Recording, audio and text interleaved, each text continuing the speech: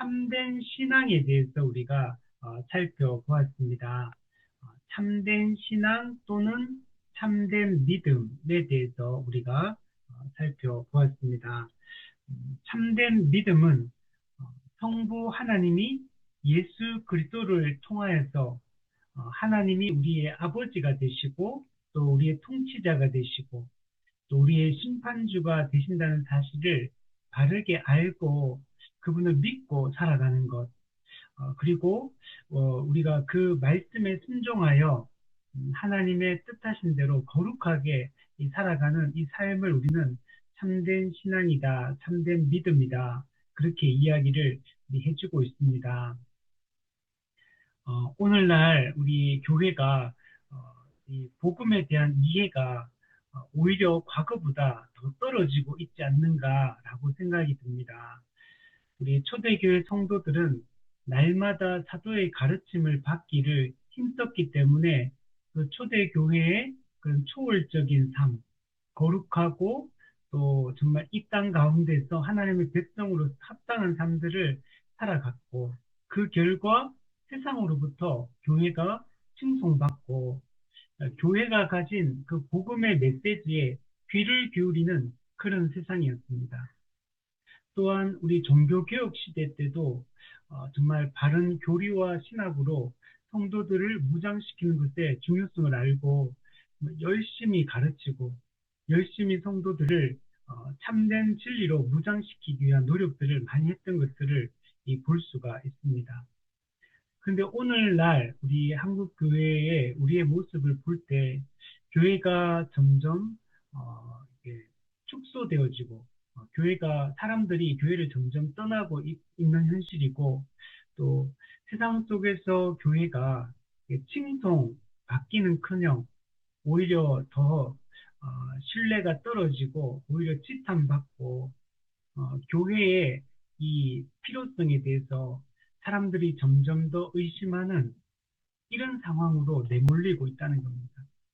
교회 외부로부터도 교회가 참된 진리를, 참된 신을 믿는 그런 종교가 맞는지 의문을 품고 있고 또 심지어 교회 안에 있는 우리조차도 우리가 이 현대 교회를 볼 때 정말 이 신앙생활이 정말 이런 것인가?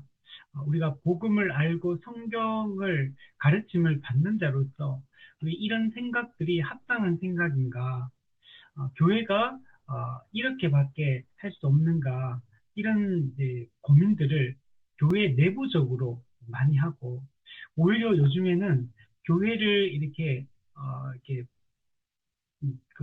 비판하고 또 교회의 그 잘못된 점들을 지적하는 그런 분들이 물론 세상 사람들도 있겠지만 어, 오히려 교회에 다니는 사람들이 더 걱정하고 교회 다니는 사람들이 오히려 교회를 더 적극적으로 이렇게 비판하고 개혁을 요구하고 있는 이런 모습들이 더 많이 비친다는 겁니다.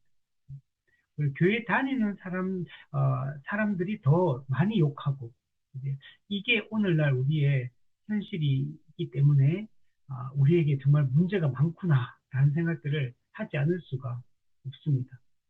그래서 우리가 참된 신앙을 회복하는 것이 매우 중요하고, 이 참된 신앙을 회복하려면 성경의 이 가르침을 날마다 받는 것이 중요합니다. 우리 교회 4대 속성 중에 사도성, 사도적 가르침을 우리 신앙 고백들 보면 보편적 믿음이다 이렇게 보면 보편적 믿음을 갖는 게 우리가 중요합니다. 그것이 우리 신앙 고백 속에 특히 사도신경 속에도 잘 요약되어 있고 또 이런 교리 문답이나 또 신앙 고백서들의 이 내용들이 잘 정립이 되어 있습니다. 우리가 이런 것들을 적극적으로 교회가 가르치고 교회가 정말 교리가 바르게 설 수 있도록 성경의 정말 핵심적인 진리가 뭐고 성경이 우리에게 무엇을 말씀하고 있는지를 바르게 아는 것에서 회복이 시작되리라고 생각이 됩니다. 다른 방법으로는 이 생각을 바꿀 수 있는 방법이었거든요.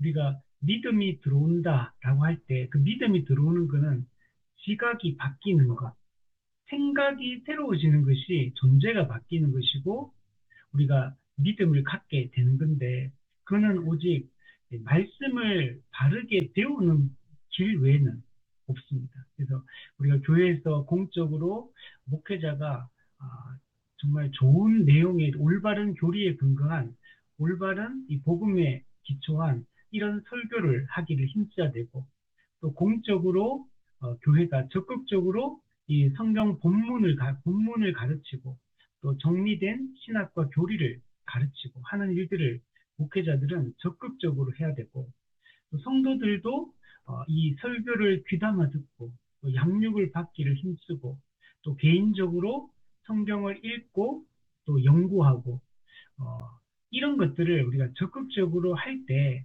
지각이 새로워지고 시각이 새로워지면 우리가 바른 생각과 바른 판단력을 갖게 되기 때문에 그때 정말 바른 행동이 나올 수가 있게 됩니다. 그래서 우리가 적극적으로 이 말씀을 가르치는 게 필요하다. 이런 우리 생각들을 하게 됩니다. 우리 특히 이제 우리가 이 참된 믿음, 이 보편적 믿음이라고 할 때 여기에는 어, 우리가 그 삼위 하나님에 대한 이해가 되게 중요합니다. 삼위 하나님이 어떤 분이시고 삼위 하나님이 어떤 일을 하셨는가 이것을 우리가 잘 알아야 됩니다. 성부 하나님의 이 창조 사역, 또 성자 예수님의 이 구속 성취 사역, 또 성령 하나님의 이 구속 적용, 즉 성화 사역, 이런 것들을 우리가 바르게 아는 게 중요하고 특히 예수 그리스도의 이 인격과 사역이 또 특히 중요합니다. 우리의 구원이 예수님의 이 구원 사역에 근거하고 있기 때문에 어, 그래서 우리가 복음을 이해할 때는 반드시 이 예수 십자가 복음이라는 이런 측면에서 우리가 복음을 이해하는 것이 매우 중요합니다. 그리고 우리가 이 예수 십자가 복음을 우리가 믿는 것이 중요합니다. 예수 그리스도께서 구속을 객관적으로 성취하셨는데 그 구속 성취의 그 결과, 즉 십자가의 공로를 우리의 것으로 주관적으로 우리가 그게 적용이 되기 위해서는 반드시 성령님의 그 구속 적용이라는 이 과정이 필요합니다. 근데 성령님 누구에게 그 구원의 그 은혜를 적용해 주시냐면 믿는 자에게 그 적용해 줍니다. 예수님이 객관적으로 성취하셨다 하더라도 우리가 만약에 믿지 않으면 그 구원의 은혜를 우리가 누릴 수가 없고 구원을 받을 수가 우리가 없습니다. 그래서 믿음이라는 이 통로가 중요합니다. 믿음은 구원의 근거는 아닙니다. 우리가 궁극적으로 구원을 받는 그 근거는 예수님의 이 십자가 은혜라고 이야기를 할 수 있고, 이 믿음이라는 것은 예수님이 성취하신 구원의 은혜를 우리에게 적용하는 것이라고 할 수 있습니다. 그래서 믿음이라는 이 통로, 수단이 없으면 우리가 구원을 받을 수가 없습니다. 그래서 우리가 복음, 기쁜 소식이다라고 얘기할 때 뭐가 기쁜 소식이냐라고 했을 때 예수 그리스도가 우리를 위해 죽으시고 부활하셨다. 이것도 기쁜 소식이고 창조주 하나님이 온 세상을 선하게 창조하셨다는 것도 기쁜 소식이고 뭐 이런 것도 다 우리가 기쁜 소식이 포함되지만 사도 바울이 특히 강조하는 이 복음의 요소 중에 하나가 뭐냐면 우리가 어떻게 의롭다함을 받느냐 우리가 죄사함을 받느냐 우리가 어떻게 구원을 받느냐 이제 이 문제와 관련해서 율법의 행위로 의롭다함을 받을 수 없고 오직 그리스도를 믿음으로만 구원을 받을 수 있다. 그러니까 율법의 행위와 믿음을 대조하고 있는 겁니다. 사람들은 이 죄의 문제를 해결하고 우리가 구원을 받을 때 스스로의 행위, 스스로의 공로, 자기의 의, 여기에 기초해서 이 구원을 받으려고 하는데 그 방식으로는 구원이 불가능하다는 겁니다. 율법의 행위로 우리가 의롭다함 받을 수 없는 이유는 갈라디아 3장 10절의 말씀처럼 모든 율법의 조항을 항상 지켜야 되는데 모든 항상 율법을 지키는 것이 불가능합니다. 즉 우리는 율법을 어길 수밖에 없는 존재. 근데 하나님은 우리에게 모든 율법의 조항을 항상 지킬 때 우리를 의롭다 하시는 분인데 우리가 그렇게 할 수 없기 때문에 스스로의 힘과 능력, 노력으로는 의롭다함을 받을 수가 없습니다. 그래서 누군가가 우리를 의롭다 여겨주지 않으면 우리는 의롭다함을 받을 수가 없습니다. 율법의 행위로는 아무 육체도 의롭다함을 얻을 수 없다. 오직 예수 그리스도를 믿음으로만 의롭다함을 얻을 수 있다. 죄인이 받아야 할 죄의 형벌을 누군가가 대신 받아야 되고, 죄인이 이행해야 할 율법에 대한 완전한 그 의무를 이행을 할 때 의롭다함을 받을 수 있는데, 우리는 스스로 율법을 다 지킬 수 없기 때문에 누군가가 우리 대신 율법을 다 완전히 순종해 줄 때만 우리의 구원이 가능해지게 되는 것입니다. 이 일을 누가 하시냐면 완전한 하나님이시며 완전한 사람이시며 또 죄가 없는 율법을 온전히 지키신 그 예수 그리스도에 의해서만 이것이 가능합니다. 그래서 예수 그리스도가 이 땅에 인간의 몸을 입고 오셔서 행하신 그 일에 기초해서 우리가 죄사함과 의롭다함을 우리가 받을 수 있습니다. 그래서 우리가 해야 될 일은 우리를 위해 이 모든 일을 행하신 예수 그리스도를 믿는 것입니다. 우리가 그 그리스도의 공로를 받아들이는 것만이 우리가 죄사함과 의롭다함을 받을 수 있는 유일한 길입니다. 그래서 사도 바울이 로마서와 갈라디아서에서 이 부분을 아주 강조를 하는 겁니다. 우리가 맨 처음 성경을 공부할 때 제일 먼저 공부하면 좋은 성경 본문이 어디냐면 바로 로마서와 갈라디아서라고 할 수 있습니다. 여기에 복음의 핵심이 담겨 있기 때문에 그래서 로마서 갈라디아서를 먼저 공부하고 그 이후에 내 성경의 또 중요 본문들을 이제 공부해 나가는 것이 중요합니다. 그래서 예수 그리스도가 우리를 위해 죽으시고 부활하셨다라는 이 객관적 구속 성취 이것도 우리에게 복음이고 근데 그 십자가의 공로를 받아들이는 방식이 우리가 믿음으로 우리가 공로를 누린다는 측면에서 이것도 복음인 겁니다. 그래서 사도 바울이 이 부분을 많이 강조를 했습니다. 그래서 지난 시간에 제가 참된 믿음, 참된 신앙이란 무엇인가, 그리고 그리스도의 그 십자가 공로가 어떤 것인가 이런 부분들에 대해서 우리가 살펴보았습니다.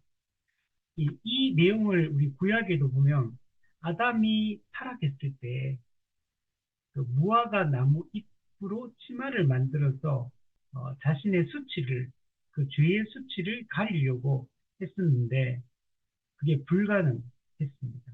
인간은 스스로의 힘으로는 죄 문제를 해결할 수가 없습니다. 그래서 하나님께서는 그 무화과 나무 잎으로 만든 옷을 벗기고 가죽으로 옷을 만들어 즉 누군가의 희생을 통해서 우리가 죄의 수치가 가려질 것을 보여주셨습니다. 그래서 이 율법의 행위의 방식이 아니라 믿음의 방식으로 즉 은혜의 방식으로만 우리가 의롭다함을 받고 구원을 받을 수 있다. 그런 이야기들을 우리가 나눴습니다.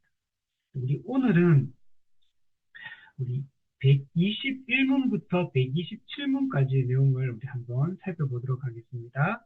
앞부분에 참된 신앙에 대한 얘기를 했다면 오늘 공부하게 될 내용은 행위 또는 행함에 대한 얘기입니다. 이 부분이 믿음과 행위, 믿음과 행함과의 관계성을 보여주는 내용이 오늘 이 교리 문답의 내용이라고 할 수가 있습니다. 자, 그런데 우리 앞부분에서 행함과 관련된 얘기를 한 가지 했던 게 있는데, 우리 115문에 지난주에 했던 내용 중에 이런 말씀이 있어요. 인간은 거룩한 삶과 그리고 하나님의 뜻에 따라 살 때 이런 선행을 통해서 의롭게 되는 것이 아닙니까? 이런 질문을 했거든요. 즉, 거룩한 삶, 그리고 하나님의 뜻에 따라 살아가는 선행, 그러니까 거룩한 삶, 선행을 통해 의롭게 되는 게 아니냐라고 물었을 때 아니다라고 얘기했어요. 그러니까 우리가 의롭다함을 받는 것은 우리가 거룩하게 살았기 때문에 의롭다함을 받거나 우리가 성경의 가르침에 따라 선을 행했기 때문에 우리가 의롭다함을 받거나 하는 게 아니다라고 얘기했어요. 그러면 우리가 이 거룩한 삶 또는 이 선한 행위, 선행, 이게 좀 부정적으로 인식될 수도 있잖아요. 이걸로 의롭다함을 받는 게 아니라고 하니까. 그러면, 오직 믿음, 믿기만 하면 되는구나. 어떤 선행도 필요 없구나. 거룩하게 살아가지 않더라도 예수님을 믿기만 하면 구원받는 거구나. 이렇게 오해할 수가 있는 겁니다. 그래서 우리 이단 중에 구원파가 있잖아요. 그래서 우리가 구원파를 이야기할 때 이제 구원파적인 구원론. 한번 우리가 예수 믿고 거듭나면 그 이후에 어떻게 살아도 상관없다. 우리가 죄를 짓고 그 이후에 어떻게 살아도 우리의 구원이 취소되지 않는다. 그냥 오직 예수님을 믿으면 끝난다. 그 이후에 삶은 중요하지 않다. 자꾸 이렇게 보는 것을 우리가 구원파적인 구원론이다. 한국 교회는 이렇게 가르치지는 않았지만, 근데 실제로 많은 성도들이 이렇게 이해를 하는 경우들이 많습니다. 아니, 그냥, 죄 지어도 괜찮다, 이렇게는 말하지 않겠지만, 실제적으로 생각은, 나 예수 믿는다. 그러니까 나 무조건 천국 간다. 그래서 이게 옛날부터 이제 이 표현을 쓸 때, 우리가 한 번 예수 믿고 구원받으면 땡이다. 다 이루어졌다. 천국 시민권 땄다. 이제 무조건 천국 간다. 이렇게 생각하는 게 우리 한국 교회의 분위기였습니다. 그래서 예수 믿는다고 하는데 삶은 정말 너무나 거룩하지 않고 너무나 세속적이고, 그런데 예수 믿고 교회 다니니까 그냥 구원은 받는다라고 확신하고 있고, 한 번 믿으면 땡이다. 한 번 믿으면 천국 티켓 땄고 그냥 무조건 천국 간다. 이렇게 생각하는 경향성이 많아진 겁니다. 즉, 사실 이거는 바울의 칭의론, 우리 종교교육에서 우리 강조되었던 이신칭의, 이걸 사실은 잘못 가르친 것의 결과입니다. 한국 교회가 이 칭의론을, 칭의와 성화, 이 관계성을 제대로 파악을 못했던 것. 그래서 한국 교회는 이 칭의론을 반쪽짜리 칭의론을 가르쳤다, 이런 말을 많이 해요. 성경에서 이야기하는 그 바울의 칭의론, 종교개혁의 그 칭의론, 이걸 바르게 가르친 게 아니고 조금 어느 한쪽을 이 균형을, 칭의와 성화의 관계성을 균형 있게 얘기를 했어야 되는데 그렇게 하지 않았기 때문에 이 구원파적인 구원론, 한 번 믿으면 땡이다. 그냥 그러고 나서 그냥 교회만, 그냥 종교생활만, 주일만 그냥 예배만 한 번 드리면 그냥 다 천국 간다고 생각하는 거. 여기에 대한 반작용으로 나타난 게 뭐냐면, 이 바울의 칭의론에 대해서 새 관점을 제시한 사람들이 있습니다. 이걸 바울의 새 관점이다. 그래서 이걸 새 관점 합파다, 이렇게 얘기합니다. 이 사람들이 등장하게 된 거는 뭐냐면, 이 세 번째 학파가 주장하는 거는 우리가 예수님을 믿음으로, 은혜로 구원받는다. 그래서 우리가 지금 예수님을 믿음으로 구원을 받았어요.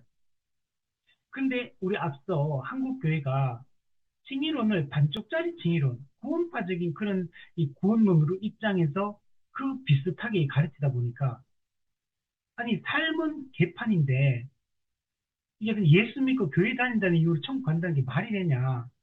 이거는 바울의 칭의론을 잘못 이해한 거다. 종교개혁자들이 이해했던 게 잘못된 거다. 이런 식으로 얘기를 하는 사람들이 등장한 거야. 우리나라에서 등장한 게 아니고 외국에서 학자들이. 그래서 이 세간점 학파가 형성이 된 겁니다. 이 사람들이 하는 거는 은혜로 구원받는다. 네, 은혜로 구원 천국 티켓을 땄어요. 그런데 우리가 그것을 유지해야 된다. 이제 이렇게 가요. 그러니까 끝까지 믿음을 유지해야 된다.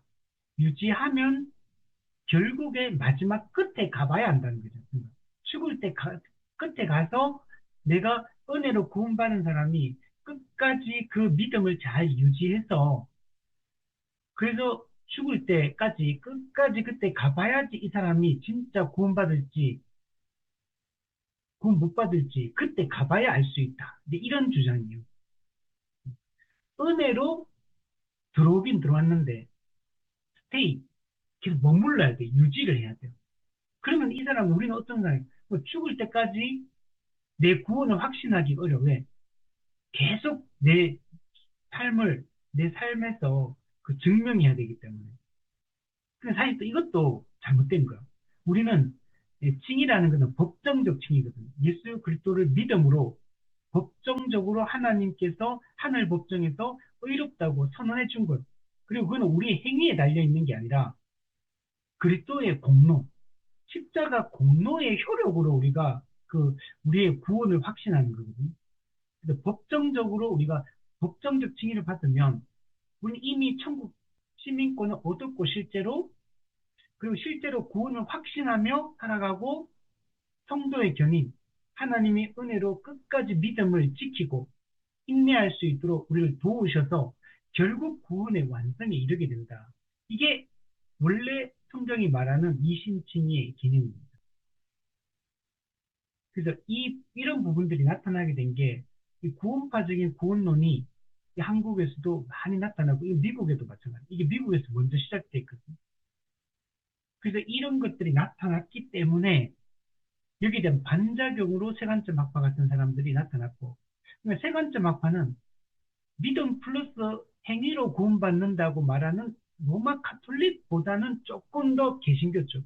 근데 어떤 부분은 매우 올바른 교리를 가르치는데, 이 지이론과 관련해서는 로마 카톨릭과 개신교고 어디 중간쯤에 이렇게 위치하고 있는 게 이 세간점 학파인 겁니다. 우리는 이런 것들을 받아들일 수가 없습니다. 바울의 칭의론, 우리 정교개혁자들이 얘기했던 이신칭의는 원래 칭의와 성화, 칭의는 반드시 성화를 수반하게 되어 있습니다. 우리가 예수님을 믿음으로 우리가 십자가 공로로 의롭다함을 받으면 법정적 칭의, 하나님의 법정에서 지금 의롭다고 선언이 되면 실제로는 의롭지 않습니다. 근데 법적으로 선언된 거예요. 의롭다고. 하나님이 인정해 준 거예요. 의인으로.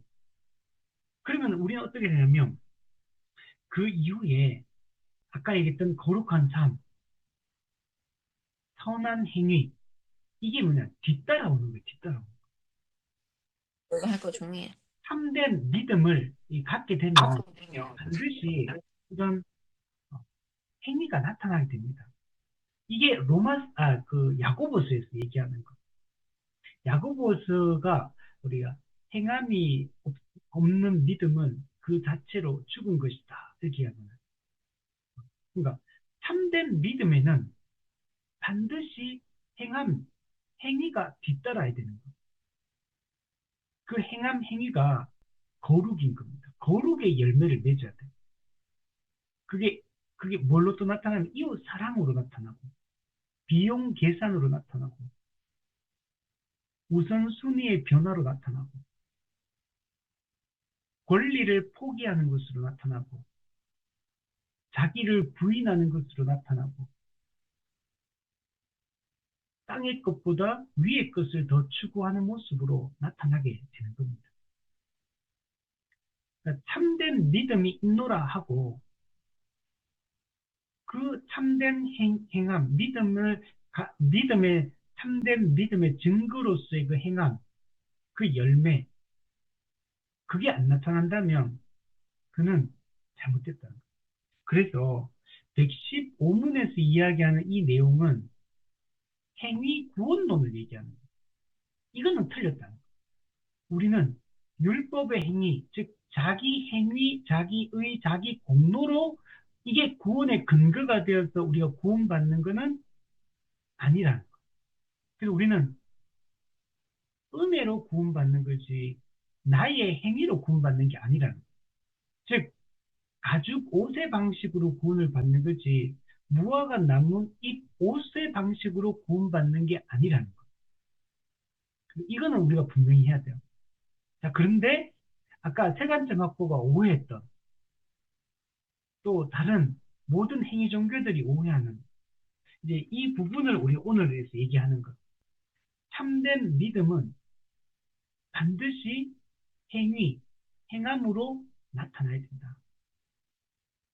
그래서 이 믿음과 행위의 관계성, 이걸 올바르게 이해해야 돼요.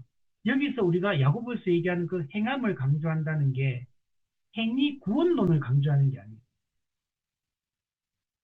야고보서는 행함이 있는 믿음과 행함이 없는 믿음을 대조하고 있습니다. 즉 야고보서는 둘 다 믿음에 대한 얘기를 하고 있습니다.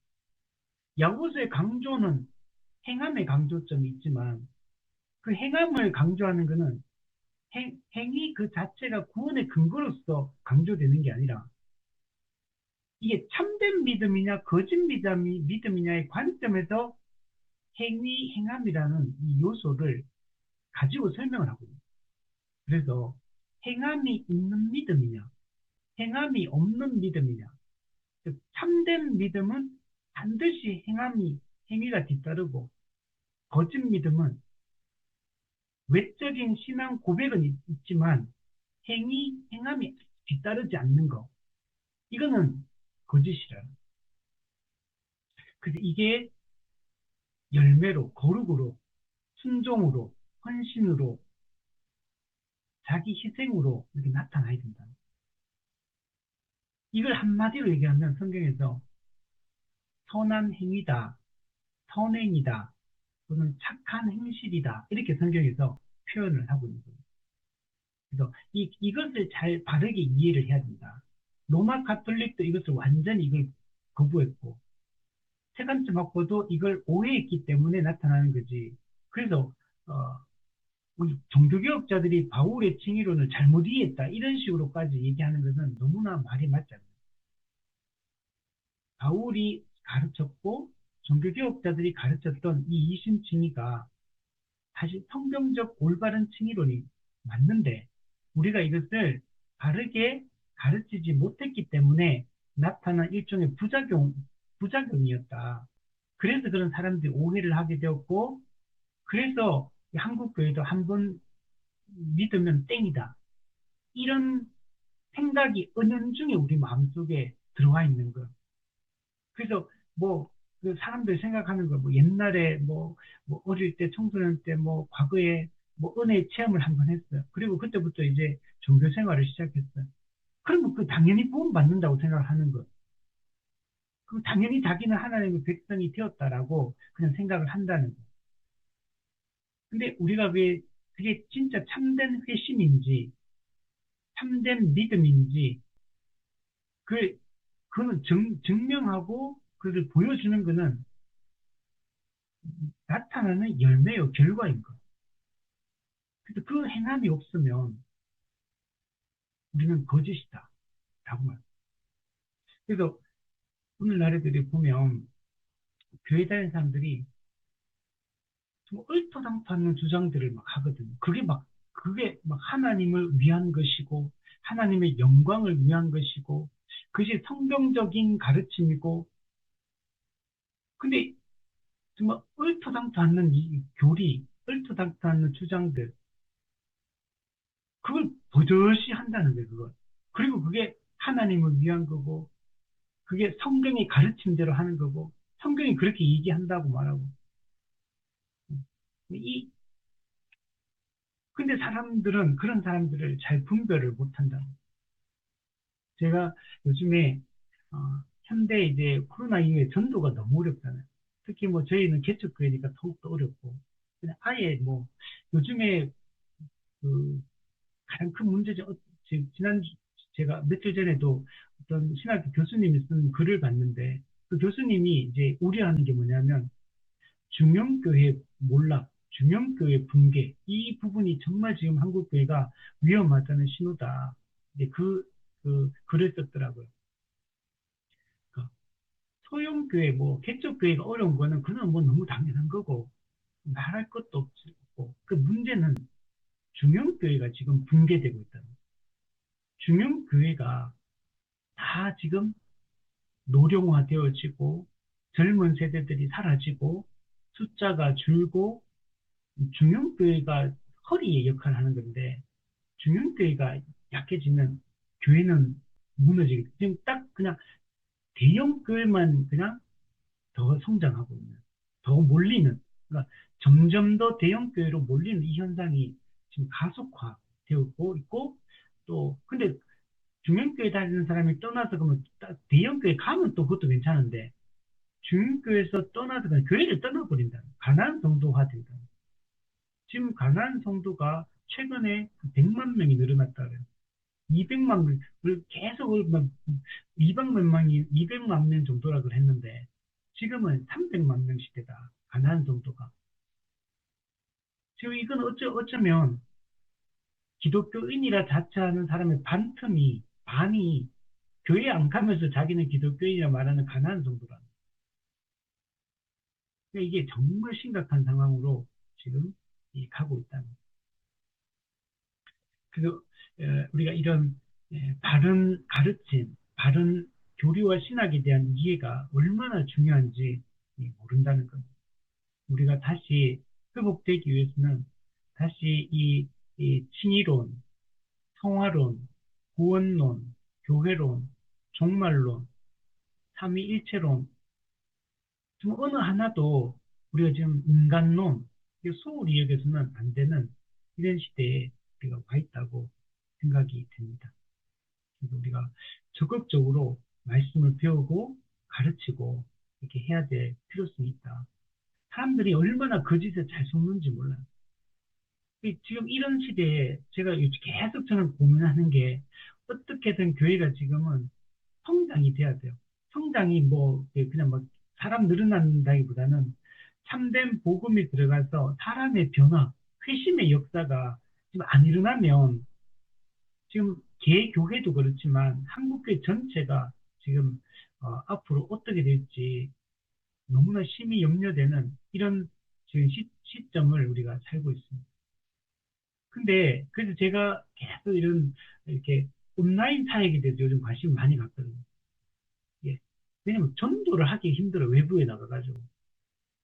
근데 이제 그래도 지금 뭐 밖에 나가 요즘에는 길거리 전도 이런 것도 학교 전도 뭐 대학교 안에서 뭐 포교 활동 이런 거 못해요 요즘은.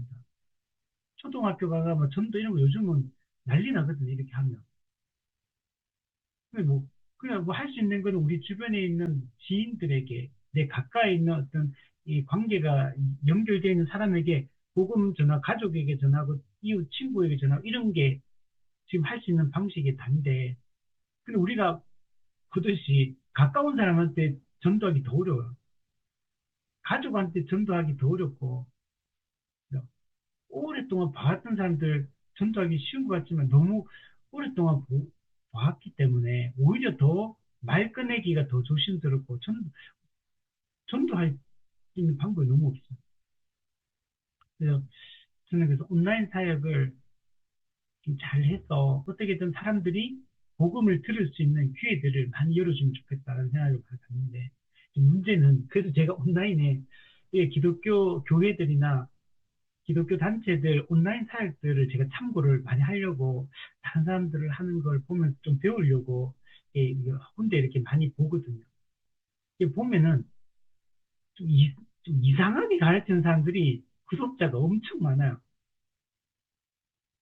제가 이거 진짜 이게 이번에 이거 계속 요즘에 최근 보면서 야 이게 막 이 사람은 이상한 사람인데 이 사람은 교리와 신학이 잘못된 사람인데 그러면 구독자가 막 몇만 명, 몇십만 명. 어, 그 오히려 정말 이게 기독교 콘텐츠 중에 유튜브 중에 이게 정말 잘 가르치고 바르게 가르치는 이런 분들도 많거든요. 교수님들도 많고 목회자들도 많고 그런데 그런 분들은 제가 좋아하는 교수님들도 이제 여러 분 계신데 그분들이 유튜브로 해요. 가서 저 강의도 듣고 이렇게 하는데 그래봤자 뭐 몇백 명, 몇천 명 이렇게밖에 안 돼요. 근데 정말 이 이상한 뭐 이렇게 세대주의 신학에 근거해서 또 막 어떤 뭐 교단들에서는 뭐 교류 금지 이렇게 떠 있는 사람들, 예의주시 이렇게 떠 있는 이런 사람들은 구독자가 막 엄청 많아. 몇만 명, 몇십만 명. 야, 그래서 저는 이걸 보면서 야, 우리가 정말 분별력이 없다. 성도들이 왜 이 이상하게 하는 사람들한테는 이렇게 사람들이 몰리는가? 왜 진짜 정말 추천할 만하고 좋은 분들, 제가 요즘 교회사 이제 공부하면서 이 기독교 역사 공부하면서 우리 총신에 제가 배웠던 박영규 교수님이라고 역사신학자 있는데 이분 되게 잘 가르치거든요. 그래서 이분 강의도 제가 많이 듣는데, 근데 이분은 그 총신대학교에서 그렇게 되게 잘 가르치고 그렇게 잘 가르치는 분인데도 불구하고 구독자가 한 천 몇백 명 정도 되더라고요. 아니, 이런 분들이 몇만 명 돼야 될 사람들인데, 근데 정말 제대로 가르치는 또 이렇게 개혁 신학을 추구하면서 하는 목회자들도 많더라고요. 이번 찾아보면서. 이분들 바르게 이런 교리도 열심히 가르치고 계시구나, 다들. 그런데 가보면은 구독자가 얼마 없어요. 들어보면 내용이 너무 좋은데. 근데 제가 이런 걸 볼 때도, 야, 이게 사람, 성도들이 이게 들을 귀가 너무 없다. 그러니까 이런 것들이 너무 많은 것. 그래서 우리가 정말 들을 귀가 있어야 된다. 바른 걸 들었을 때 이게 올바른 건지, 그릇된 건지 분별할 수 있는 기본적인 눈과 귀가 있어야 된다. 저는 이게 정말 이걸 진짜 요즘에 많이 생각해요. 그래서 어떻게든 조금이라도 더 좋은 바른 내용들을 우리가 지금은 외부적으로는 전도하기 어려운 시대니까 어, 온라인을 통해서라도 우리 외부에도 열심히 해야겠지만 이 방법을 찾아서 우리가 해야 된다는 생각이 많이 들어요.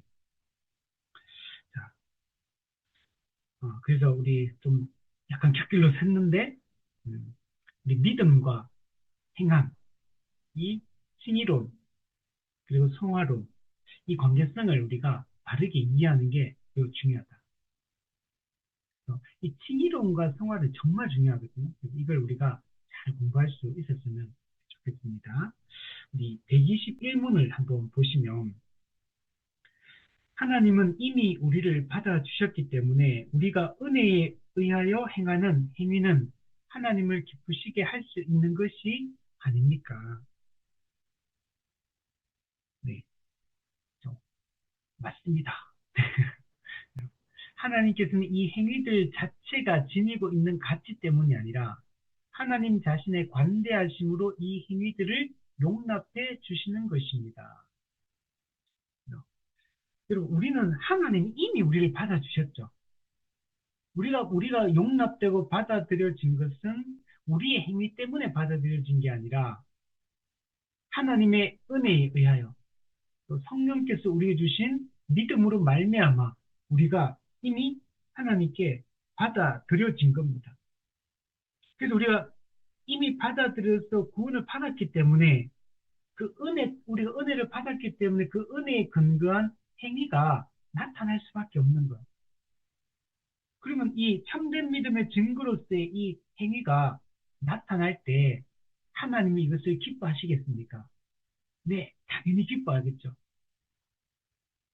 우리가 참된 믿음, 참된 은혜로 구원을 받고 구원받은 자다운 삶이 나타나는 거룩한 삶이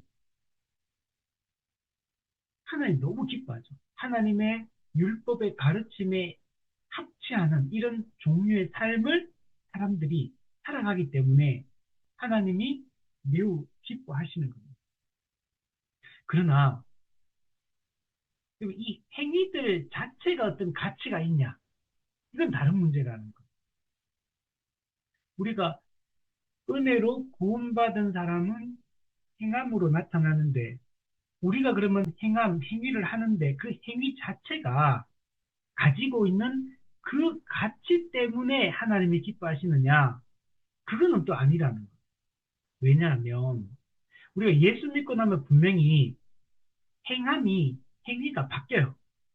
예수 믿기 전과는 현저하게 차이 날 정도로 우리가 삶이 깨끗해지고 죄 죽임, 은혜 살림이 일어나기 때문에 현저하게 예수 믿기 전과 예수 믿고 거듭난 이후의 삶이 엄청 많이 바뀝니다. 실제로 생각도 확 바뀌고요. 그리고 행동, 우선순위 추구하는 거 바뀝니다. 죄를 대하는 우리의 태도 바뀝니다.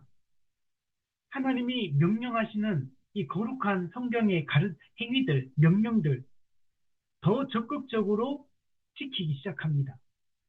그래서 실제로 더 의로우십니다. 실제 삶이 예수 믿기 전과 예수 믿고 난 이후에 삶이 분명히 다릅니다. 자, 그러나 그렇다고 해서 그게 완전해지는 거냐? 즉 완전 성화냐?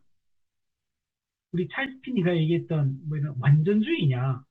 그거는 아니라는 거예요. 우리 이 땅에서는 분명히 회심한 이후에 예수님을 닮아가고 거룩의 실천이, 경건의 실천이 더 좋아지는 게 맞지만 완전주의는 아니라 완전 성화는 이 땅에서 이루어지지 않아요. 그래서 우리는 이 땅에서는 계속 죄와의 싸움이 요구됩니다. 그래서 성경이 계속 정신을 차리고 깨어 있으라고 계속 말씀을 하는 겁니다. 우리의 행위가 과거보다 좀 더 선해졌다고 해서 그게 완전히 선해지는 게 아니기 때문에 신분적으로는 하나님의 법정에서 의롭다고 인정해 주시고 선언해 주셨기 때문에 신분적으로는 의인이지만 실제적으로는 여전히 의인이면서 죄인인 겁니다. 마틴 루터의 말처럼.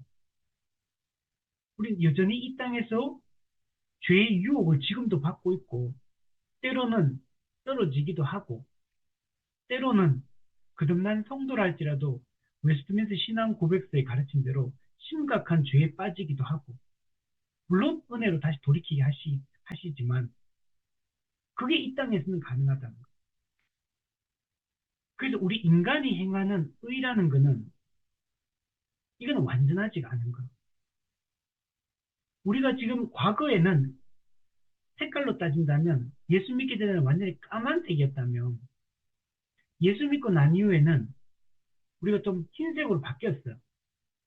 그러니까 까만색하고 흰색하고 대조를 하니까 너무 차이가 있잖아요. 근데 우리가 흰색은 흰색인데 신분적으로는 100% 흰색인데 실제적으로는 그냥 회색 비스무리한 거예요, 지금 우리가. 까만색하고 비교했을 때는 많이 변한 거죠.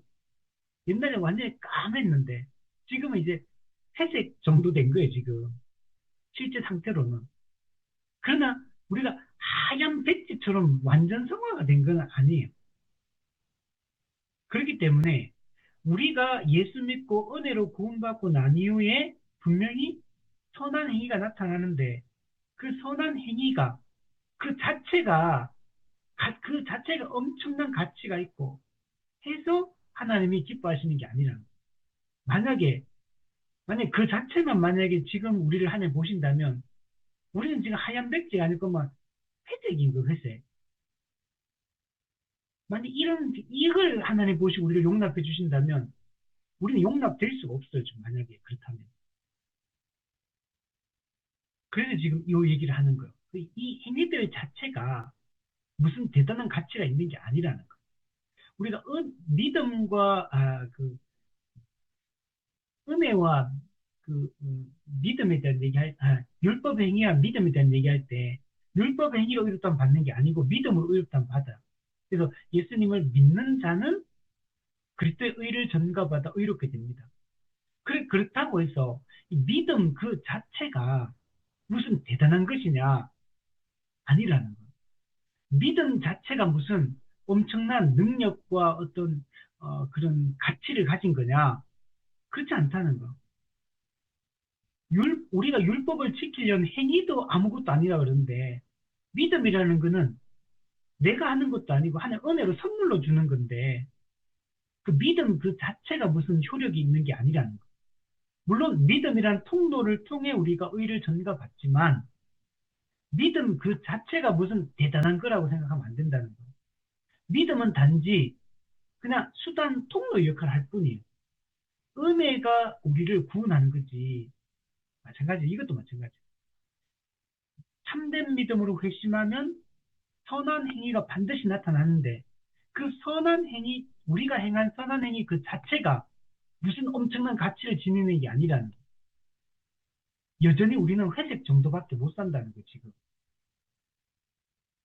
자, 그래서 뒤에 보시면 그럼에도 불구하고 왜 하나님이 이걸 기뻐하시느냐? 하나님 자신의 관대하심으로 이 행위들을 용납해 주시기 때문입니다. 네. 하나님께서 그냥 우리를 관대하게 용납해 주시는 거예요.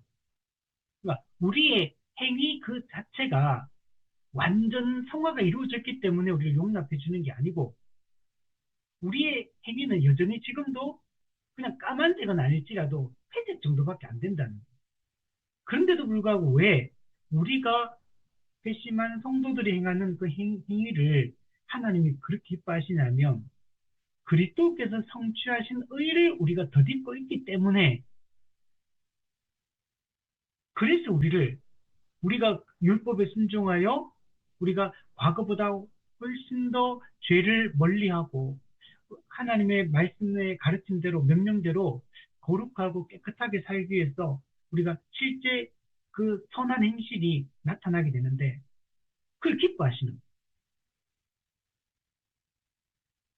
그래서 우리의 모든 것은 구원도 우리가 성화의 삶 가운데 나타나는 이런 거룩의 삶도 행실도 다 하나님의 그리스도의 그 은혜에 기초하고 있다. 그것 때문에 하나님의 긍휼이 여기신 하나님의 자비 이것에 기초해서 우리가 용납을 받는 것이다. 이렇게 생각을 해야 된다. 그러니까 무슨 우리 공로적 차원에서 생각할 수 있는 건 아무것도 없다는 거예요. 우리가 칭의의 차원에서도 성화의 차원에서도 우리가 행한 행위들을 어떤 공로적 차원으로 이해를 하면 다 문제가 생겨요. 전적으로 하나님의 은혜와 긍휼에 기초하고 있고 그리스도의 사역에 근거하고 있다. 이렇게 생각을 했고 우리 122문 보면 뭐라고요? 이 행위들이 성령님으로부터 비롯된 것인데 용납되어질 가치가 없다는 것입니까? 네. 그래서 이 행위들이 분명히 회심한 성도들이 거룩한 행위를 하는 것은 우리로 말미암은 게 아니에요. 성령님으로 비롯된 거. 그럼에도 불구하고 용납되어질 가치가 없다고 말해요. 그러니까 우리 행위 그 자체가 무슨 공로적 차원에서 가치 있는 게 아니라는 거. 이런 차원에서 하나님 용납될 가치가 없다는 것입니까? 그렇습니다. 우리의 육신 가운데는 언제나 어떤 결함이 항상 있기 때문에 우리의 행위들은 이것에 더럽혀지는 것입니다. 우리는 어떨 때는 정말 좀 더 말씀에 더 적극적으로 순종하고 죄를 좀 더 멀리하고 성경의 가르침에 선한 행실을 좀 더 많이 하고 이럴 때도 있고 또 똑같이 열심하고 공부받아 하더라도 어떨 때는 어느 날은 더 죄를 많이 짓고 더 말씀에 불순종하고 지금도 여전히 그 죄의 유혹과 이 또 그 죄의 유혹에 넘어가서 떨어지고, 그래서 사도 바울도 내 몸을 쳐 그리스도께 복종해야 된다. 몸을 쳐야 돼요. 왜? 우리 현재 이 육신은 죄성을 여전히 가지고 있는 육신이에요. 그렇기 때문에 이 죄의 본성과 싸워야 되는 거예요. 히브리스에서도 이 회심한 구원받은 하나님의 백성들에게 하는 말이 너희가 아직까지는 피 흘리기까지 죄와 싸우지 않는다 이렇게 말해요. 우리의 몸의 이 육신의 소욕과 피 흘리기까지 싸워야 되는 거예요. 우리는 끊임없이 죄 짓고 싶은 욕망들이 일어나거든요. 그냥 내 타락한 그 육신의 정욕, 안목의 정욕, 이생의 자랑, 이 옛사람의 이 허탄한 것들을 고집하는 이 마음들이 여전히 우리한테는 있거든요. 이거, 그러니까 내 몸을 쳐서 복종시켜야 되는, 몸의 이 정욕, 몸의 사욕을 꺾어야 되는 거예요.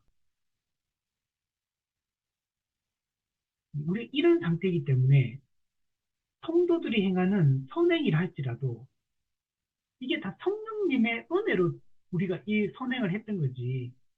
우리가 잘나서 우리가 뭐 우리 공로로서 이 선행을 하는 게 아니기 때문에 그런 의도로는 하나님께 용납되지 않는다. 대지판문을 보면 그러면 이 행위들을 하나님께서 받으실 만하게 만드는 수단은 무엇입니까? 자, 그것은 신앙 안에서 행해질 때 그렇게 됩니다. 네. 믿음 안에서 우리가 행할 때 우리가 이 행위들이 하나님이 받으실 만하게 된다는 거예요. 만약 이걸 우리가 믿음으로 행하는 행위가 아니라면 하나님께 용납되어지지 않는다는 거예요. 우리는 하나님께서 예수 그리스도를 통하여 우리에게 주신 그 은혜에 대한 감사와 또 거기에 대한 이 기쁨을 가지고 우리가 그 변화된 존재에 걸맞게 하나님이 기뻐하시는 뜻을 따라 성령이 인도하신 따라 그 뜻대로 순종하여 살아갈 때 이때 우리의 이 선한 행위들이 하나님께서 받으실 만한 것이 되는데 그렇지 않고 이걸 공로로 이해하고 이게 뭔가 그냥 하나님의 은혜에 기반하지 않고 아니 그렇게 우리가 한다면 그는 용납되어지지 않는다는 것. 즉 뒤에 한번 보시면 하나님은 사람의 행위를 엄격하게 심사치 않으시고 예, 만약에 하나님이 지금 우리를 엄격하게 심사하신다면 우리는 지금 받아들여지지 않습니다. 그냥 하나님이 보시는 것은 그리스도로 옷 입은 우리를 보는 것. 그리스도의 의의 옷을 입고 있는 그걸 보시기 때문에 우리가 용납되는 겁니다. 그래서 우리 갈라디아 말씀에 우리가 그리스도와 연합했다. 그리스도 연합한 게 뭐였어? 그리스도로 옷 입었다. 그러니까 하나님이 우리를 보실 때 우리의 실제 우리 여전히 죄를 짓고 있고 죄성을 가지고 살아가는 또 넘어지기도 하는 이런 우리를 보는 게 아니고 그리스도로 옷 입은 나를 보는 거예요. 그러니까 용납이 되는 거예요. 그러니까 하나님이 우리를 엄격하게 심사치 않는다 이렇게 표현하는 거예요. 그리고 모든 불완전함과 오점을 예수 그리스도의 거룩을 가지고 덮어주시며 지금도 우리는 불완전함과 오점을 가지고 있는데 이게 그리스도의 거룩으로 덮어주시기 때문에 그래서 우리가 하나님 앞에 담대하게 나가는 거예요. 우리는 오점과 불완전함 있는데도 불구하고 하나님께 나아갈 때 담대하게 만인 제사장지 우리 직접적으로 하나님께 담대하게 담력을 가지고 지성소에 막 들어가는 사람이 된 거. 왜? 그리스도의 거룩으로 우리를 덮어주셨기 때문에 우리가 이걸 확신하고 담대히 나가야 돼요. 만약에 내가 지은 죄를 가지고 하나님 앞에 나가는 걸 막 쭈뼛쭈뼛 한다거나 그러면 그리스도의 공로를 부정하는 사람. 그럼 그게 뻔뻔한 게 아니고, 그게 믿음인 거야. 나는 내 행위로 나가는 자가 아니라, 그리스도의 행위, 그리스도의 공로를 의지하고 우리는 나가는 존재다. 그걸 정말 믿기 때문에 내가 지금 연약함이 있고 불완전한 오점이 있음에도 불구하고 하나님 앞에 직접 담대하게 들어가는 거예요. 이거는 진짜 그리스도의 공로를 믿기 때문에 우리가 담대하게 나갈 수가 있는 겁니다. 또 뒤에 보시면 그 행위를 온전한 것으로 간주하시며 받아들여 주신다는 것을 마음에 확실히 믿어야 됩니다. 실제로 행위가 온전하지 않죠. 그러나 그리스도 안에서 우리가 성도가 행하는 그 믿음의 증거로서의 그 행함 열매가 그 열매를 하나님은 그게 불완전하거든요. 분명히 완전한 열매도 아니에요. 그럼에도 불구하고 하나님은 참된 믿음의 근거에서 나타나는 행위이기 때문에 하나님은 기쁘시게 이걸 받아주시는 그 우리의 행위입니다. 얼마나 감사합니까? 우리는 그냥 전적인 은혜로 그냥 용납되어진 존재예요. 우리가 칭의를 얻을 때도 성화의 과정 그리고 완성에 이르기까지 전적으로 하나님의 주권과 그리스도의 공로와 또 성령이 베풀어 주시는 그 은혜에 기반해서 우리가 하나님께 용납이 되고 있는 겁니다. 우리 124문을 보면 이것은 그리스도인들이 하나님께서 자신을 부르신 이후에는 그 자신의 행위로 말미암아 의롭게 된다는 말입니까? 네, 그러니까 행함을 강조하니까 또 이걸 또 자기 공로, 자기 의로 이해하는 사람이 있으니까 이 질문을 하는 거. 근데 우리 그렇잖아요. 교회 다니고 나서 예수 믿고 회심하고 신앙생활 열심히 하고 교회 봉사 열심히 하고 막 교회에서 막 앞에 나서 적극적으로 하고 막 어떤 외적인 열매가 막 나타나고 막 전도 왕되고 막 성경 많이 읽고 봉사 많이 하고 그러면 그게 또 어떻습니까? 사람들 그걸 또 자기 의라고 또 생각하거든요. 아, 그럼 나는 또 뭐 더 복을 더 많이 받을 거다. 이 자랑하잖아요. 그런 게 또 있으면 구원의 확신도 더 강해지고. 근데 만약에 교회 생활하면서 이렇게 살면서 좀 못하고 이러면 또 막 구원의 확신이 흔들리고 또 뭔가 나는 또 복을 못 받을 것 같고 또 하나님이 좀 나를 막 이렇게 조금 멀리 하시는 것 같고 이런 느낌을 받잖아요. 우리 행위에 달려 있는 게 아닌데 우리는 계속 내가 요즘 내 상태가 어떠냐에 따라서 하나님 앞에 나가는 게 뭔가 어색해져. 사실 처음부터 그걸로 나간 게 아니었는데, 처음부터 율법의 행위로 하나님 앞에 선 게 아니었는데, 처음부터 그리스도의 공로를 의지하고 섰는데, 갑자기 교회 다니는 우리가 최근에 내 신앙 상태가 안 좋으면 확연하게 구원의 확신이 약화되고, 뭔가 하나님부터 멀어진 것 같고, 이렇게 생각하는 자체가 이미 우리가 아직 이걸 완전히 못 떨쳐내고 있다는 증거인 거죠. 그렇지 않다는 거야. 뒤에 보면 또 행위를 통해 하나님의 사랑을 받을 만한 자격을 갖추게 되어 구원이나 은혜를 얻는다는 말입니까? 아니다.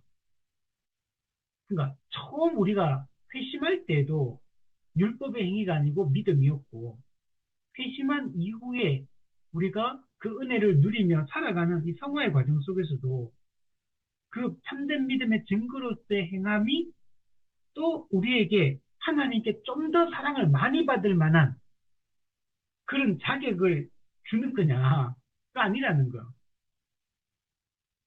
우리 그렇잖아요. 우리가 지금 교회 다니고 회심한 이후에 믿음으로 잘 살아가고 경건하게 살아가면 하나님이 더 예뻐해주고 좀 말씀도 안 보고 예배 생활 좀 소홀히 하고 좀 우리가 죄 짓고 이러면 하나님이 덜 예뻐해주고 이렇게 생각하잖아요. 그게 아니라는 거예요. 회심할 때도 우리가 성화의 과정 속에서도 우리 행위가 하나님께 사랑을 덜 받고 더 받고에 어떤 영향을 미치는 요소가 아니라는 거. 물론 하나님은 우리가 거룩하게 살기를 원하시죠. 그렇다고 해서 우리가 지금 좀 잘못했다고 해서 아니면 좀 잘했다고 해서 그걸 근거로 그 공로로 제시하는 거예요. 공로로. 제시가 하나님 저는 이렇게 했으니까 복을 더 많이 주십시오. 저는 이렇게 했으니까 저 사람보다 더 하나님 사랑을 많이 베풀어 주십시오. 또는 나는 저 사람보다 못했으니까 좀 사랑받을 자격이 없는 것처럼 이렇게 이해하면 안 된다는 거예요. 그래서 밑에 다 보시죠. 오히려 그 정반대입니다. 성경에는 살아있는 사람은 어떤 자도 하나님 앞에 의롭다는 인정을 받지 못한다고 기록되어 있습니다. 네, 사람의 행위는 불완전하기 때문에 우리의 의는 더러운 옷과 같아요. 자기 행위로는 절대로 하나님 앞에 설 수 없는 존재입니다. 그러므로 우리는 하나님께서 우리를 심판하지 않으시도록 그리고 하나님께서 우리가 진 빚을 계산하지 않으시도록 위해서 기도해야 합니다. 네, 네. 잠깐만요. 이게 잠깐. 음.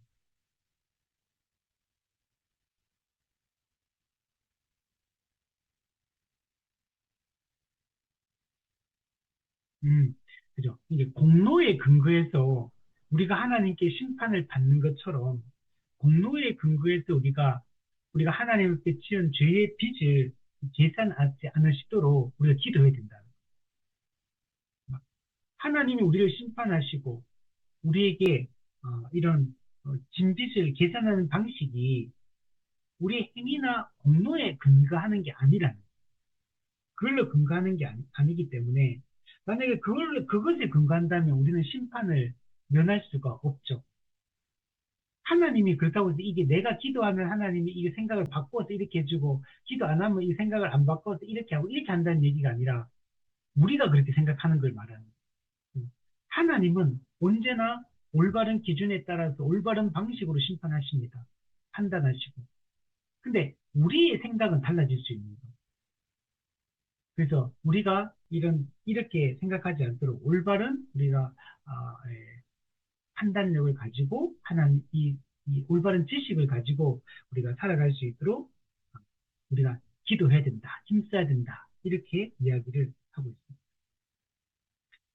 125문에 보면 그러면 성도들의 모든 선한 행위는 무익하다는 말입니까? 네. 그럼 또 이렇게 생각할 수 있는 거죠. 여기서 계속 얘기하는 게 사람의 행위라는 게 이게 조금 하나님께 성령님으로부터 비롯된 거고 그 구원 회심한 이후에 믿음의 증거로서 행하는 이 행실이 선행이 이 자체가 무슨 가치가 있는 것도 아니고 이 자체로 이게 공로로 제시되어서 하나님께 용납되어지는 것도 아니고 이런 얘기 막 하니까 그럼 이거는 또 막 공로로 이 행함에 대해서 좀 부정적인 생각을 또 갖게 되잖아요. 근데 이제 또 무익하다 이렇게 성도들이 행하는 선한 행위가 무익한 겁니까? 이렇게 물어볼 수 있는 거죠. 그러니까 아닙니다. 하나님께서는 이 세상에서와 천국에서 이 선행들에 대해 보답해 주시겠다고 약속하셨기 때문에 무익하지 않습니다. 네. 여러분, 우리가 예수를 믿고 난 이후에 우리가 말씀에 순종하여 선한 행실을 행하며 이 땅에서도 살아가잖아요.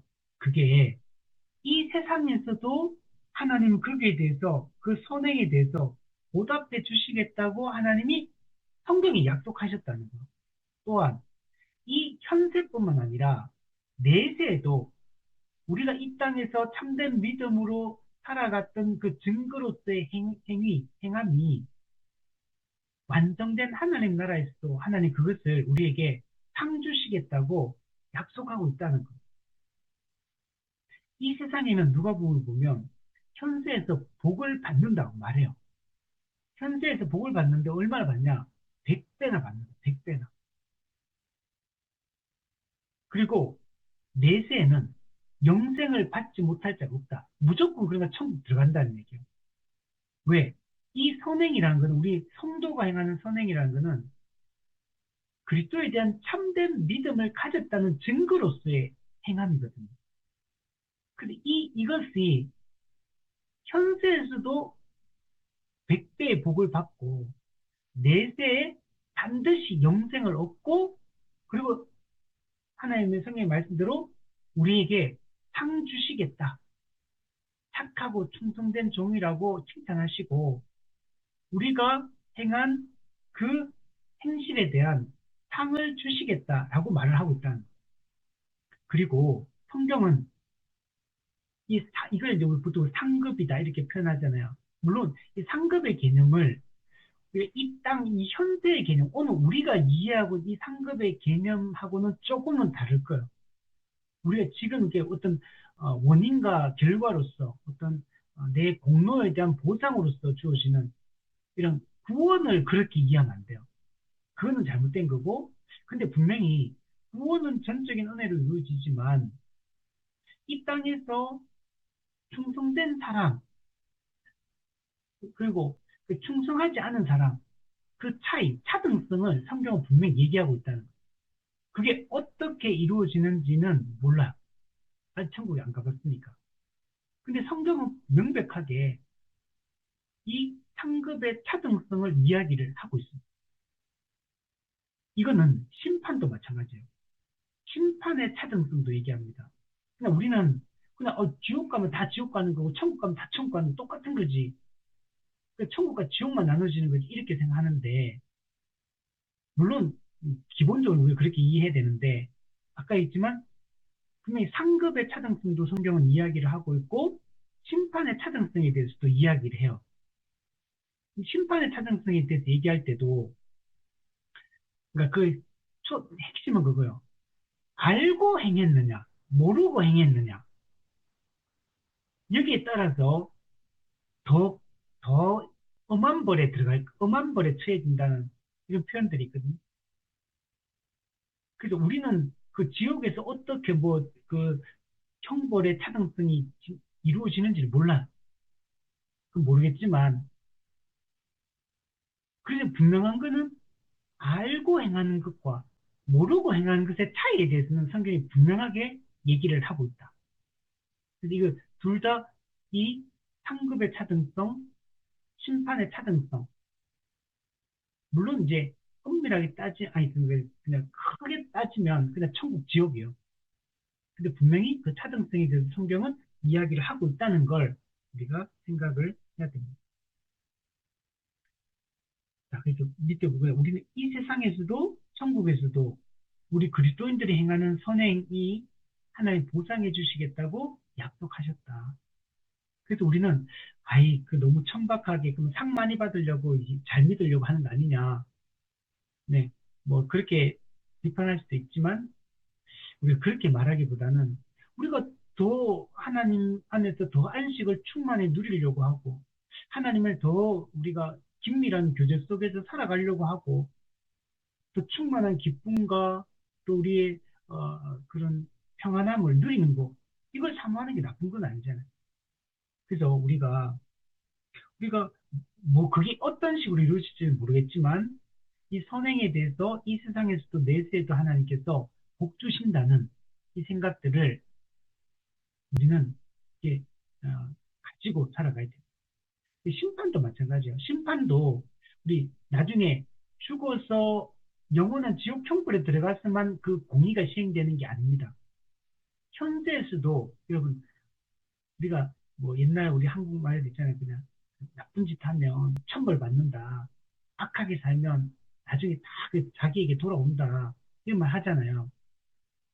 그게 죽음 이후에만 그는 최종적인 이제 측면을 얘기하는 거고. 근데 그렇게 있으면 그런 게 아니라 이 세상에서도 하나님의 공의로운 심판을 받으며 살고 내세의 그 최후 심판을 통해 영원한 지옥 형벌에 그 심판의 고통을 받게 된다는 것도 우리가 생각을 해야 됩니다. 자, 밑에 보시면 그러나 이 모든 보답은 하나님께서 우리를 은혜로서 사랑해 주신다는 사실과 하나님께서는 우리의 모든 허물을 덮어두시되 기억하지 아니하신다는 전적인 자비와 은총으로 되는 것이지 우리의 공로로 되는 것은 아닙니다. 네. 그러니까 그 공로에 대한 보상으로서 원인과 결과로서 이 하나님께서 우리에게 이 보답, 이 어떤 보상을 주는 건 아니라는 거. 이거 이해되죠? 우리는 전부 다 이걸 딱 공로적으로 이해를 해요. 그게 아니고 이 우리가 이 은혜 상을 받고 우리가 이 복을 누리는 것도 하나님의 은혜와 긍휼 때문에 그걸 받는 거지. 또 뭐 이게 보상처럼 이해해버리면 이 땅에서 막 이렇게 교회 성도들한테 헌신하십시오, 기도하십시오, 뭐 하십시오. 그러면 천국 가서 복 많이 받을 겁니다. 그러면 이 땅에서의 기복주의와 천국에 가려는 목적이었던 그 기복주의는 같은 의미가 되는 거예요. 그래서 이것도 우리의 공로로서 이 하나님이 그 우리의 선행에 대한 보답을 해주신다. 이렇게 이해하면 안 됩니다. 그러니까 항상 그러니까 성경에서는 어떤 공로적 관점은 항상 잘못된 겁니다. 그래서 항상 이 공로적으로 어떤 설교를 한다든지 공로적인 관점으로 뭔가를 설명한다든지 이런 걸 우리가 기대하거나 어떤 보상을 기대하거나 이런 것들은 다 잘못된 거예요. 성경은 다 은혜의 관점, 하나님의 긍휼과 자비의 관점에서 다 이게 설명하고 있다. 이렇게 우리가 이것도 생각을 해야 됩니다. 그러니까 우리가 이 땅에 행하는 행실이 무익한 게 아니다. 근데 공로로 또 이걸 막 자랑했으면 또 안 된다. 제시해서는 안 된다. 우리 126문 보면 자 그러나 선한 행위를 하지 않고도 의롭게 인정받는다고 믿을 수 있습니까? 그것은 불가능합니다. 선행이 성도의 선행이 공로로 제시되지는 않지만 그렇다고 해서 그러면 선행이 없어도 되는 거냐? 그거는 그 선행이 없이도 하나님께 의롭게 인정받을 수 있냐? 없다는 거예요. 우리가 참된 믿음을 갖고 은혜로 구원을 받는 사람이라면 반드시 그 사람에게는 선행이 동반되어야 됩니다. 신인은 성화를 반드시 동반합니다. 자, 밑에 보면 왜냐하면 예수 그리스도를 믿는다는 것은 우리가 그분을 영접하는 것이요 그분이 당신 자신을 우리에게 주시는 것이기 때문에 우리가 예수님을 믿고 그분 자신을 우리에게 다 주셨거든요. 다 주셔서 우리가 이제 구원을 받는 거지. 우리 선한 행위 그 자체로 우리가 의롭다고 인정받는 것은 아닙니다. 그래서 우리는 그분과 연합했고 이제 그분의 말씀에 이제 우리가 순종하며 살아가는 게 필요하고 우리가 순종하며 살아가기 때문에 선행이 나타날 수밖에 없는 겁니다. 뒤에 보면 그래서 그분은 단순히 우리를 죽음에서 해방시키고 자기의 무죄하신 공로를 통하여 우리를 죽음으로부터 구출해 내시고 우리를 하나님 아버지와 화목하게 해 주시겠다고만 약속하신 것이 아닙니다. 이제 그러니까 뒤에 보면 당신의 성령을 통해 우리를 새롭게 태어나도록 해서 우리가 거룩하게 살아가도록 해주시겠다고도 약속하셨다. 자, 그러니까 예수님을 믿으면 어떻게 되냐? 우리가 죄와 죽음으로부터 우리가 해방을 받아. 우리가 구원을 받게 됩니다. 그리고 또 어떻게 되냐? 우리가 하나님과 원수 관계에서 화목한 관계로 관계의 변화가 일어나게 됩니다. 이걸로 끝나는 거냐는 거. 예수 믿으면 죄와 사망으로부터 벗어나게 되고 하나님과 화목하게 된다. 끝, 이거냐는 거예요. 물론 이게 더 중요한 게 맞아요. 이게 근본적인 겁니다. 죄와 사망으로부터 해방되는 것, 그리스도와 화목한 관계를 회복하는 것. 이게 예수 믿을 때 우리가 받는 복의 핵심이에요. 근데 여기서 끝나면 안 된다는 거예요. 하나님께서는 거기까지만 얘기하고 더 이상 얘기 안 한 게 아니라는 거예요. 성경은 아주 뒷이야기 한다는 거예요. 우리에게 성령님을 보내주셔서 우리를 새롭게 태어나도록 해서 어떻게 하냐? 거룩하게 살아가도록 해주시는 거예요. 그러니까 우리가 예수 믿고 하나님과의 관계가 회복되고 거기서 끝이 아니라 그 관계가 회복된 사람은 그분의 말씀에 순종하여 실제로 거룩한 삶을 살아가는 것으로 나타나게 됐다. 그러니까 거룩한 삶, 이게 없으면 안 된다. 이게 하나님의 계획이라는 거예요. 우리를 구원해서 거룩하게 살아가는 친백성으로 만들기 위하여 하나님께서 그 모든 구속 사역을 진행하셨다라고 말할 수 있는 겁니다. 우리 성경 구절에 이걸 잘 보여주는 내용이 있어요. 에베소서 1장 4절 5절에 보면 하나님께서 창세전에 우리를 선택하셨어요. 근데 그 선택하신 목적을 뭐라고 얘기하냐면 하나님 앞에 거룩하고 흠이 없게 하시려고. 자, 그러니까 예수 믿고 구원받은 하나님의 백성은 거룩하고 흠이 없는, 존재론적으로 거룩하고 흠이 없는 존재가 될 뿐만 아니라 그 거룩한 존재에 걸맞는 거룩의 삶으로 삶을 살아가게 하기 위해서 하나님이 우리를 창세전에 선택하셨다. 이렇게 얘기합니다. 에베소서 2장 10절은 더 적나라하게 얘기합니다. 우리는 그가 만드신 바라. 그가 만드신 바라. 포이에마. 하나님의 작품으로 우리는 만들어졌다. 근데 우리가 왜 우리를 하나님의 작품으로 이렇게 만드셨냐? 그리스도 예수 안에서 선한 일을 위하여 지으심을 받은 자니. 우리를 왜 구원해 주셨냐는 거예요. 선한 일을 행하게 하려고. 그 가운데서 행하게 하려 하십니다. 에베소 2장 1절에서는 과거에 우리는 어느 가운데 행했냐면 허물과 죄 가운데 행하던 자였어요. 근데 하나님 왜 우리를 구원해 주셨냐?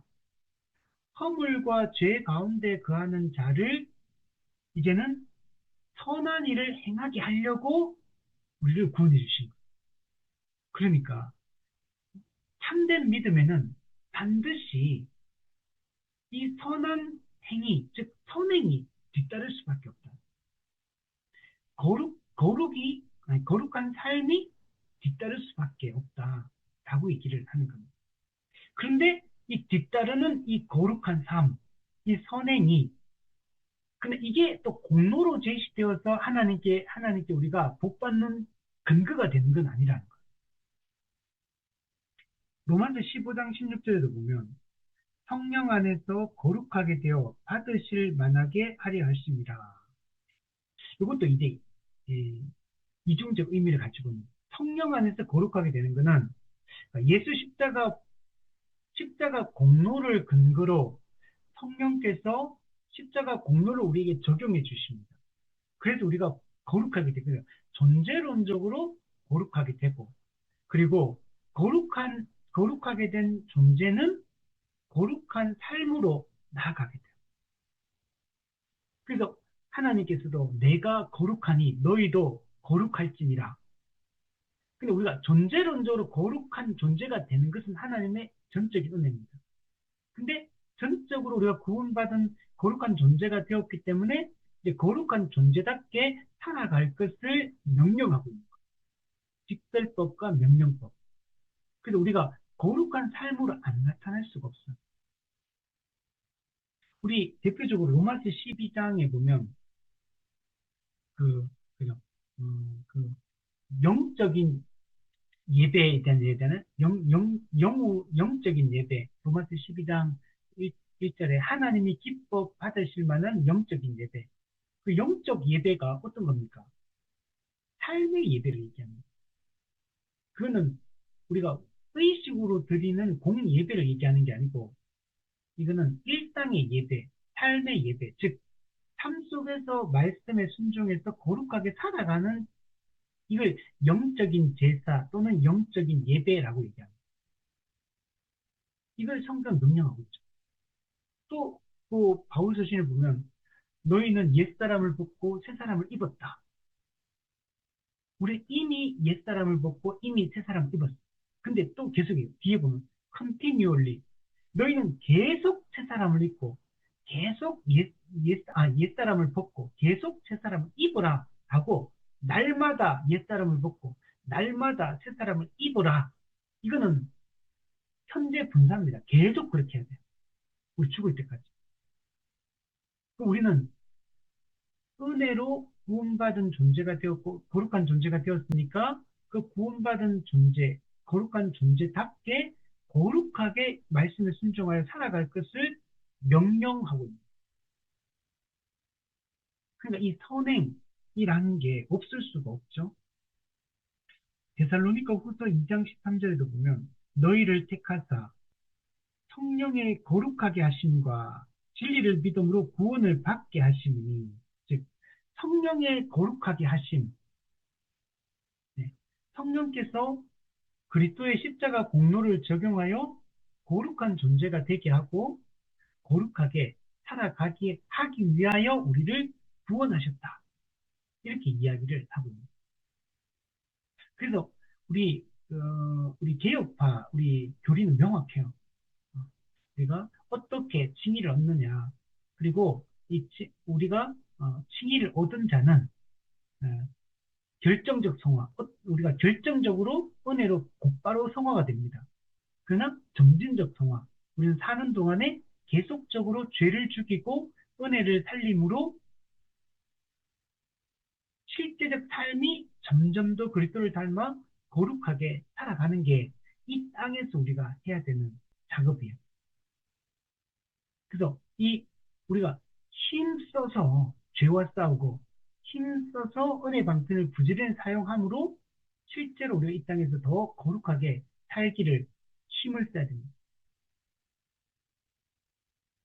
그리고 우리는 이게 성령의 도우심 가운데 이 실제로 거룩하게 살아가는 게 가능해요.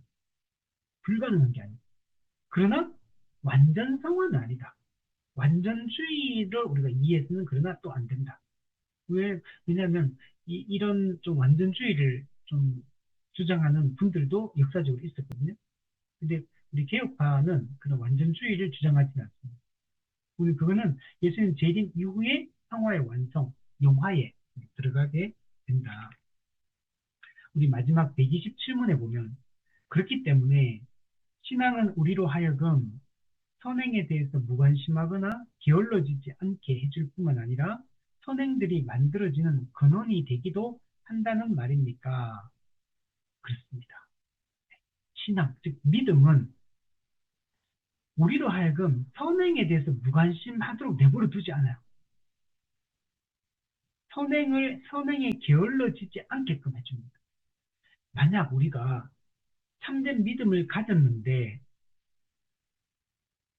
율법에 순종하여 나타나는 이 선한 행위가 없다면 선한 일을 행하는데 게으르고 선행이 나타나지 않는다면 우리가 가진 그 믿음은 거짓인 겁니다. 그래서 아까 얘기했죠. 구원파적인 구원론. 예수 믿음으로 한번 구원받으면 땡이다. 이런 거는 불가능한 거예요. 그렇다고 해서 그것도 구원을 죽을 때까지 끝까지 가봐야지 우리가 확신할 수 있다. 그것도 잘못된 거예요. 우리는 법정적 칭의, 그리스도의 공로에 의해서 법정적 칭의가 이루어지고 동시에 우리가 결정적 성화가 이루어지는 거예요. 그래서 우리를 성도, 의인이라고 부르는 거예요. 이미. 그러나 실제로는 아직 아니에요. 실제적으로는 아직 거룩하지 않고 실제적으로는 아직 말씀에 온전히 순종하는 의로운 상태가 아니에요. 그래서 그러나 우리가 신분적으로 새로운 존재가 되었고 이제는 그 율법을 알고 율법에 순종하여 살아갈 수 있는 능력을 부여받았어요. 그래서 우리는 성령의 도우심 가운데 죄와 싸워 이길 수 있고 말씀에 순종하여 거룩하게 살아가는 게 지금은 가능한 시대다. 그래서 지금 한 주 동안 육신이 약하여 죄 짓고 왔습니다. 회개합니다. 이런 식의 기도를 하면 안 됩니다. 육신이 약하여 어쩔 수 없이 죄를 지을 수밖에 없는 뉘앙스로 그렇게 말하면 안 된다는 거예요. 우리는 죄와 싸워 이길 수 있는 존재인데 싸워 이길 수 있도록 성령을 보내주셨고 율법을 알고 죄를 알고 죄를 거부할 수 있는 능력도 주시고 싸워 이길 수 있는 존재가 되게 하셨는데 어쩔 수 없이 연약해가지고 인간이어서 어쩔 수 없이 죄를 지을 수밖에 없어 죄를 지었다. 그렇게 얘기하는 거는 그는 잘못된 거예요. 적극적으로 피 흘리기까지 죄와 싸웠으면 이길 텐데 안 싸우니까 졌는 거지. 그걸 갖다가 하나님 앞에 책임을 떠넘기거나 또는 뭐 마귀에게 책임을 떠넘기거나 그러니까 자기 책임이에요.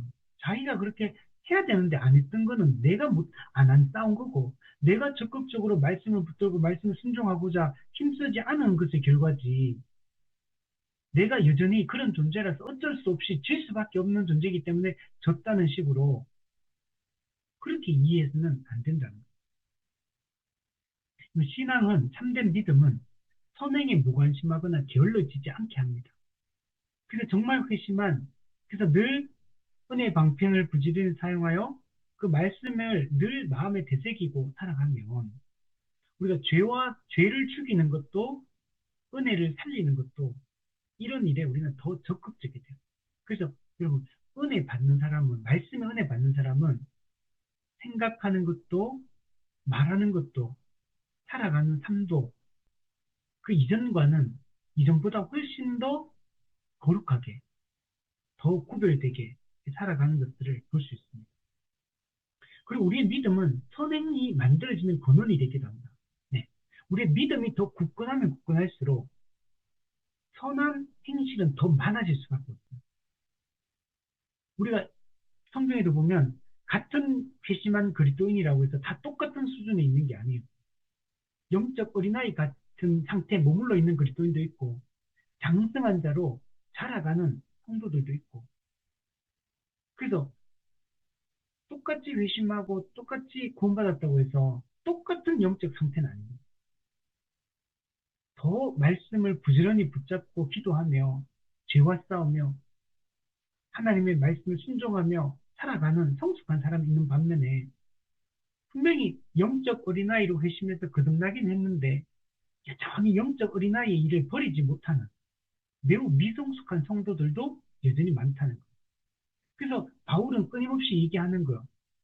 영적 어린아이의 일을 벗고 장성한 대로 나아가라.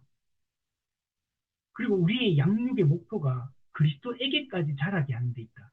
그리스도에게까지 우리의 자람의 모델은 예수 그리스도십니다. 그러니까 나는 이 정도면 내 정도면 괜찮다. 내 정도면 잘 신앙생활하고 있다. 내 정도면 거룩하게 살고 있다. 그런 건 없는 거. 우리는 더 그리스도를 닮아가고 피 흘리기까지 죄와 싸우며 그리고 정말 어, 의롭게 거룩하게 정말 살아감으로. 그 성경에 보면 이제 너희 착한 행실로 세상 사람들이 하나님께 영광을 돌릴 수 있다. 우리가 이런 삶을 살아가요.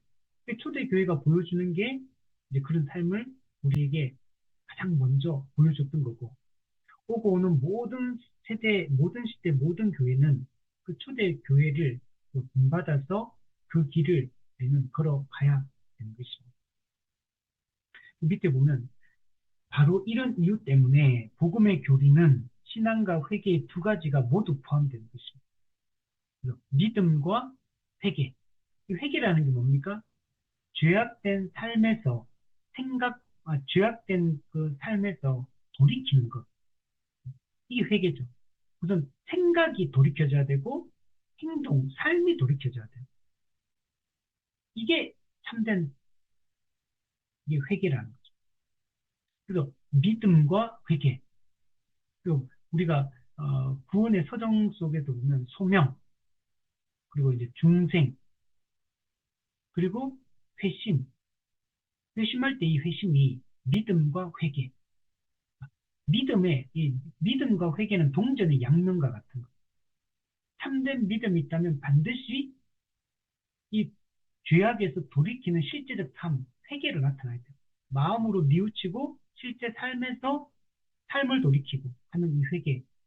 이걸 반드시 이걸 보여주는 게 삭개오 같은 거. 예수 딱 믿으니까 소유의 절반을 가난한 자들에 나눠주겠다. 만약 내가 누구에게서 속여 빼앗은 것이 있다면 네 배로 최대치로 내가 갚겠다. 배상하겠다. 변화된 구원받은 사람은 딱 삶을 바꿔야 되는 거예요. 과거의 그런 삶의 습성들, 죄악된 걸 계속 고집하면서 나는 교회 다니니까 나는 구원받았다. 그렇게 우리가 착각해서는 안 된다는 거예요. 자, 그래서 정리하면 오늘 이제 지난 시간 참된 믿음, 오늘 이제 그 참된 믿음이 믿음이 참되다는 것을 증명해주는 이 행함에 대한 얘기를. 그래서 기독교는 철저히 은혜로 구원받고 믿음으로 구원받아. 그런데 참된 믿음으로 구원받은 교회는 반드시 거룩한 삶으로 열매로 행함으로 드러납니다. 그래서 믿음은 행함과 함께 일하고 믿음은 행함과 행함을 통해서 온전해집니다. 행함과 함께 온전해집니다. 믿음과 행함은 항상 같이 가는 거다. 동전의 양면이다. 우리가 그렇게 생각을 해야 됩니다.